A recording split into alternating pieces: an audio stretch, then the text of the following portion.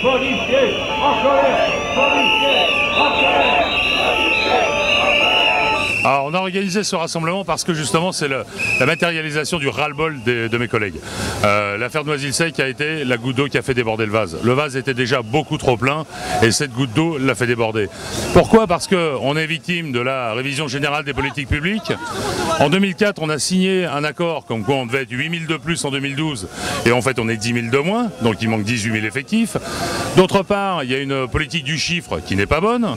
On a la pression de la hiérarchie, les primes, c'est pas nous qui les touchons, c'est les hiérarchies. Si les chiffres sont bons, donc vous comprenez bien qu'ils mettent la pression sur les effectifs de terrain.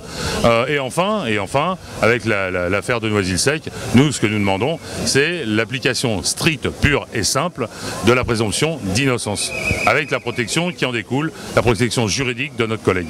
Est-ce que s'il y a une bavure, il doit quand même y avoir présomption d'innocence?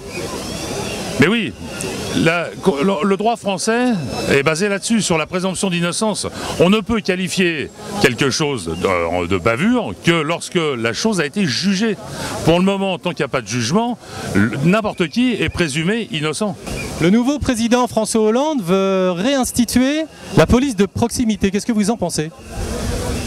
Pourquoi pas, ça va faire partie des négociations qu'on va avoir avec le nouveau ministre de l'Intérieur, mais toujours est-il que si tel est le cas, il faut y mettre les moyens. Il est évident que, et c'est le but aussi de ce rassemblement, c'est de bien souligner que depuis un certain nombre d'années, on n'a plus les moyens de travailler correctement et d'assurer la sécurité de nos citoyens. Nous ne sommes plus assez nombreux pour effectuer les missions de police. Il y a des endroits en France où il y a une quarantaine de policiers sur un territoire qui est immense. Et un policier aujourd'hui qui exerce dans des zones sensibles, est-ce qu'il a peur sur le terrain ? Mais évidemment qu'il a peur. Il a peur pour une raison déjà évidente.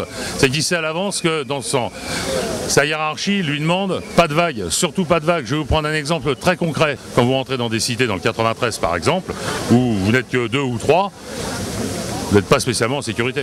Des négociations vont être entamées. Mon secrétaire général verra à ce moment-là pour les négociations. On souhaite évidemment un ministre de l'Intérieur qui soit une forte personnalité politique parce que ça aide au sein du gouvernement pour avoir des arbitrages favorables, mais on n'est pas là pour donner un nom. Donc pas Valls, pas Rebsamen, vous ne voulez pas vous prononcer? Ah, je me prononcerai pas, c'est vrai que ce sont les Valls et Rebsamen, ce sont les deux noms qu'on entend citer le plus souvent. Ce que je peux dire, c'est que ce sont deux personnes qui ont l'habitude, qui connaissent bien les questions de police.